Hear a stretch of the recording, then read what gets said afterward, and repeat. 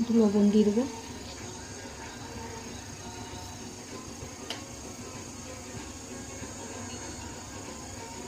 একটু হলুদ দিয়ে দেবো।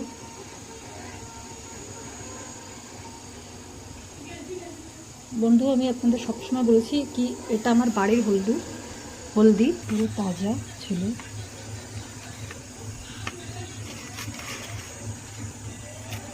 তারপর মাছও ছিল হেভি। এটা আমার মাখানো হয়ে গেছে, ছেটাছেটি করছে, তার জন্য আমি এখন দূরে সরে যাচ্ছি। বন্ধুরা এই যে দেখেন কি সুন্দর মাছগুলো লাল লাল করে ভাজা হয়েছে না বন্ধুরা? খুব সুন্দর লাগছে না বন্ধু?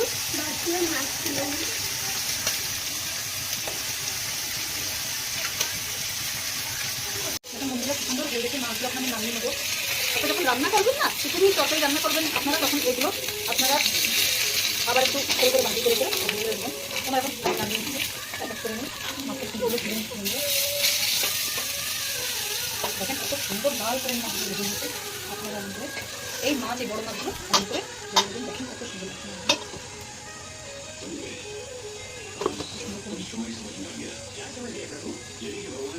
বন্ধুরা ফাইনালি আমার পুরো মাছটা ভাজা হয়ে গেছে। কত সুন্দর করে লাল লাল করে ভেজে নিয়েছি মাছগুলো। দেখেন মাছগুলো কত সুন্দর করে ভাজা হয়ে গেছে। এগুলো আমি কড়াইয়ের ভিতরে রেখে দেবো, একটু পরে নামাবো, একটু কড়াইটা ঠান্ডা হবে।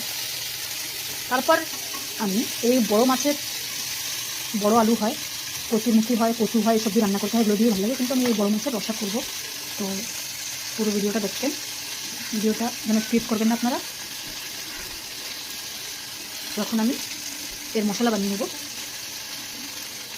বন্ধুরা, তারপরে আমি কিছু জিরে, অল্প কিছু এর ভিতরে লং আছে, ইলাইচি আছে, গোলমরিচ আছে, এগুলো দিয়ে আমি বেটে নিয়েছি। এই যে বেটে নিয়েছি, আর এই যে কিছু রসুন, 2-3টে রসুন দিয়ে বেটে নিয়েছি, আর এই যে পেঁয়াজ কুচিয়ে নিয়েছি। এখন আমি মশলাটা করার জন্য কড়াইটা গরম হচ্ছে, দিয়ে দেবো। তারপর আমি তেল দিয়ে দেবো।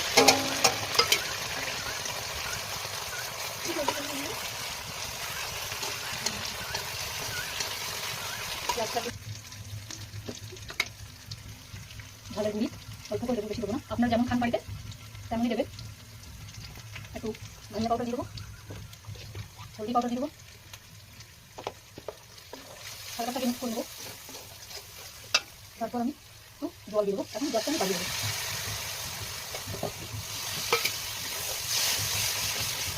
এখন আমি লবণ দিয়ে দেবো। রসাতে সবসময় যে কোনো সবজির অনুসারে একটু কম দেবেন, আর আপনারা যেমন বাড়ি খান সেই হিসাবেই ওটা দেবেন। এখন বন্ধুরা এটা আমার ফ্রাই হয়ে গেছে।